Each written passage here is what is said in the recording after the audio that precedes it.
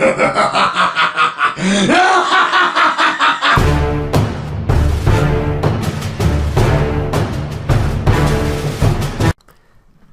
everyone. I wanted to do a bit of a serious topic today, so this is your disclaimer now. If you want to hear me get pissed off and talk about something serious, please stay. If you are here for me to take the piss out of people and try to be funny, you're going to have to wait till Thursday. Sorry. But that is your disclaimer. Yes, toodles. Now, when people bring up slavery, a lot of people, I'd say the overwhelming majority of people, think of white people,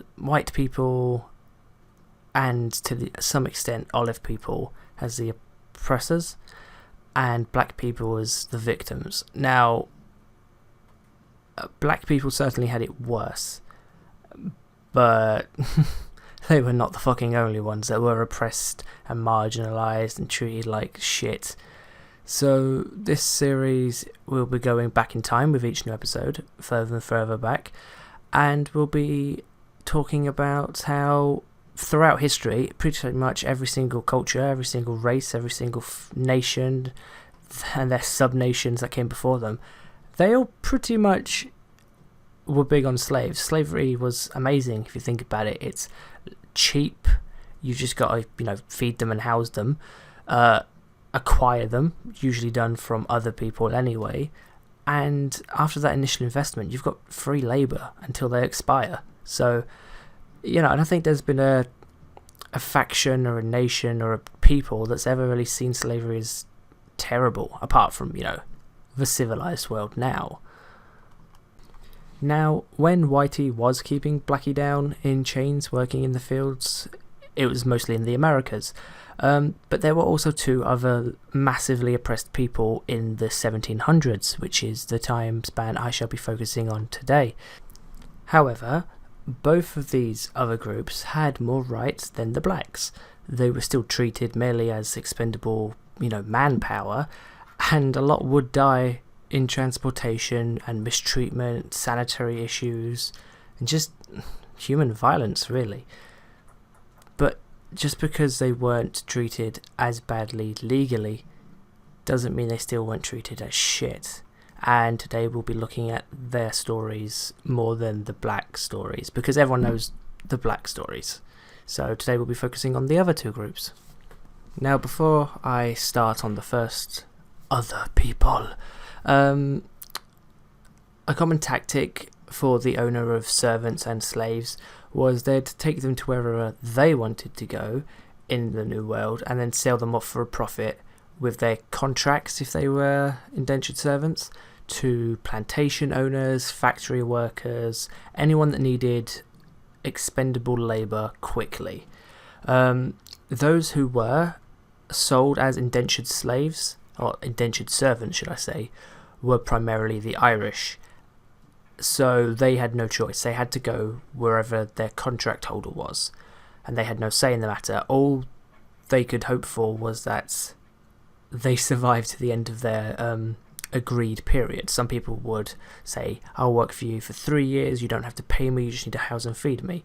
So they'd go to the New World, and whatever time span was left on their contract would go to their new owner, and then they'd just have to endure that time, and then they were free as a bird. Obviously not as bad as the blacks had it, because the blacks were slaves for good, for the most part. Not all blacks in the Americas were slaves. So although they had a time span to endure, they were still treated as a human resource, as long as their contract owners fulfilled whatever they'd signed or agreed to, or the person who originally made the contract agreed to, then they could do whatever they pleased, for the most part. Now, as I've already stated, the first people we should be on about will be the Irish. A lot of historians today say the Irish weren't slaves in this period. I would tend to agree. As part of Britannia, they would have been on equal footing, I suppose, with the rest of English society. But however, the only way you could get to the New World was if you were incredibly wealthy. It was a very long journey. You'd need a lot of provisions. And not just to get there, but to set up shop and all sorts. Because you'd be moving. It's not like today where you you move and then you send your possessions. This was everything in one trip, or spend a fucking ton of money trusting other people to do the trip for you to bring your other possessions over. So to get to the Americas, you'd either have to have good connections, or as the Irish did, they'd sign away their freedom and the family's freedom for a set period of time to a certain person in exchange for transport, food and shelter. A lot of people seem to think that the average time signed away was 7 years, which isn't terrible. This ended up with a lot of indentured servants from Ireland in the Americas, and that kind of comes to the whole stereotype that the Irish were slaves as well, because, you know, indentured servitude isn't slavery. As soon as your contract is up, you're free as a bird, but it's still shit. As long as they're fulfilling their end of the contract, they don't have to give a shit about you. They don't have to pay you if they didn't sign for that. They don't have to give you good housing. They don't need to give you good food. As long as you're alive and you can do your job, they're happy, and you can't really complain. Obviously the blacks had it worse, but we're exploring the other people of this time span. Now, just like slaves, indentured servants were considered personal property, and they could be sold, as you probably guessed, but they could also be inherited. See, a lot of historians I've read up on whilst researching this video, they tend to say that the people who bring up Irish as slaves in this time span only do so to undermine Black Lives Matter. Now, for me, this undermines their position on this topic because it shows a clear bias.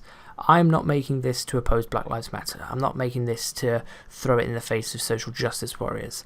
I'm making this from a completely impartial point of view, just to state, in this time span, there was more going on than a lot of people understand when it came to slavery and indentured servitude.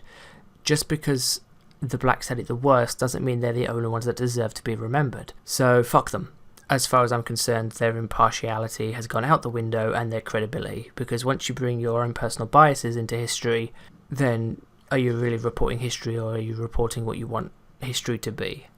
I will, however, say that, of course, actual racists that know history are going to choose to tell people of the Irish slaves rather than Irish indentured servants, because slavery is worse, and they know it's worse, so people they tell it to and then show all these historical facts of how the Irish are treated, but they replace servitude with slavery, are going to believe them because history backs it up, but they've tweaked their own version of it, so to speak.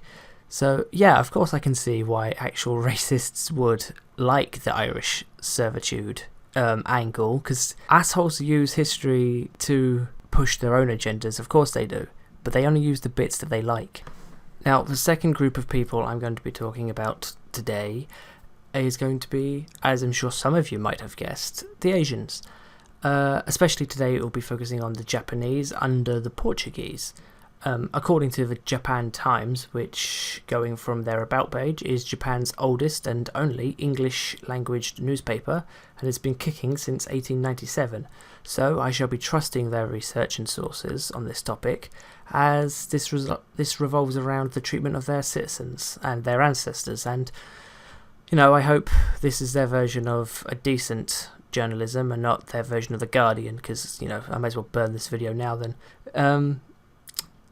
Anyway, according to their 2013 post in their culture section, the talk of Japanese slaves by the Portuguese in the 16th and 1700s is a rarely told story. Apparently the Portuguese had a bit of a chub on for Japanese slaves, I can't blame them, I wouldn't mind some, and had them in colonies throughout India, Southeast Asia and southern China. Now, unlike the Irish, a lot of the Japanese slaves were actually slaves. They were often taken prisoner by one of the many factions during Japan's many civil wars. And, you know, what better way to make your enemies' foot soldiers disappear and their civilian supporters than to sell them to a foreign country that's going to take them far, far away. You get rid of some nasty voices and you get a nice bonus to your coin stack. However, just like with any time in history, a lot of people sold themselves or their children into slavery in order to support their families. Shockingly, the government of Portugal were the ones that had a problem with this. They feared that it would put Portuguese Christianity into a bad reputation with the rest of the civilized world, and it would harm the views on their religion and their trade. So the king of Portugal wanted to stop such a trade. However, the merchants protested and are recorded to say, and I quote, "We have spent 1,000,000 cruzeiros," I can't say that word, "or more over the years to purchase slaves. Therefore, we cannot accept that the king revokes this right and deprives us of the slaves we have already purchased." And, with their protest, the king yielded and allowed this to continue, which I found quite surprising. Thankfully, Toyotomi Hideyoshi, who was Japan's supreme warlord, discovered at the end of the 16th century the fate of so many Japanese men and women and children, and compared their fates to a punishment worse than hell. The result of this was the expulsion of foreigners from Japan, and Christianity was ferociously disbanded in Japan, which isolated them for around 250 years. Now, to the treatment of those Japanese people, well, they were slaves, and although they were not as looked down upon as blacks were, as far as I can tell, they were still slaves, which means they had no rights under the law, their owners had full control over them, they were considered nothing but property, and they had it just as bad as the blacks, apart from the fact that they were highly preferable. The civilized world considered Asian slaves to be intelligent and industrialized and just better, and this made them very expensive and a bit of a luxury. So I would say that even though legally they were just as badly treated, they in actuality were treated a lot better, because no one's going to spend extra amount of money on one slave when they could have bought so many more black slaves for that one, and then beat them and starve them and have them dressed horribly. There'd be like a status thing. So like one rich man who owned a business, maybe in his mansion he had like 3 Asian concubines dressed nicely, and their only job in life was to fuck him. I mean, that's what I'd do if I lived in those times. Obviously I'm not going to go to fucking Thailand, kidnap 3 girls and have them as my whores when they hit age. God, that's disgusting. Anyway, so yeah, I'd say that they had it a lot better, but I don't speak for the entirety of the human race, and I don't know all the actions ever pushed down upon them. And if I'm honest, I can't blame them. I can't blame anyone in this time span for looking upon the blacks in such a way, and I know that sounds horrible, but Japan had been a feudal, warlike state for fucking generations at this point. The majority of the civilized known world had all long and rich histories of warfare. And yes, the Africans did as well, but technologically they'd stagnated, their cultures had just stayed the same, they'd not advanced. They had spears and magic and tribalism, whereas once they had empires, they were nothing now. They had reverted to a pre-fucking Carthaginian age. They were in no position to rival the world. So as far as those of the civilized world saw them, they were not human, and I can understand why that happened. They had spears and rocks and javelins and maybe some bows, I don't know, but we had gunpowder, we had cannons, we had fucking breastplates, we had tactics, we had double line formation, square formation, fire in advance, fire by rank. They had charge and stab. They were essentially a goldfish in a pond of piranha. So when you see the black cultures and the black countries, and they all have this one thing in common for the most part, I can't help but understand where they came from by viewing them as lesser. I know it's horrible to say, but if you put yourself in the mindset of those days, it's very easy to understand how they could dehumanize them and treat them this way. They'd never treat white people that way, especially not a white man from London, because they were seen as civilized and equals, but the blacks weren't, as I think I've drilled home to you all. And this concludes my first episode. I know it's short and I know it's very basic, but it exists purely to show people that other people who you never think about were also under the boot, either voluntarily or involuntarily.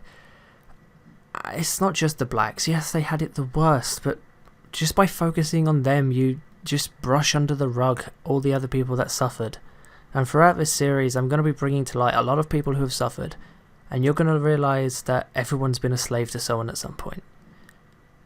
If you go back far enough in our ancestry, you'll find out that the faction our ancestors belonged to were slaved by another faction, and then that faction's ancestors were probably slaved by another faction. The ancient world especially was not piggy on slavery, and although this video, yes, is basic, I'm hoping to expand in my details as I go along. This is the first video I've ever done like this. This is the first of this kind of thing I've ever done, actually. So be gentle, but if you're not, I understand. I like it rough anyway. Oh, I'm such a faggot, I'm sorry. But yeah, this is... The blacks had it worse in this time frame, but as we go along, you'll see that the blacks, they've not always had it the worst. There are plenty of other times where I'd say other races had it worse. But yeah, I'm hoping that some of my new YouTube friends will watch this and give me some criticism. Hopefully not too mean. I know Martivis is a bit of a fucking hard-on for correcting people, so hopefully if you're watching this you won't fuck me too hard. Yeah, I'll catch you later, fuckers. By the way, remember to follow me on Twitter. Okay, bye for real now. Bye. I love you all.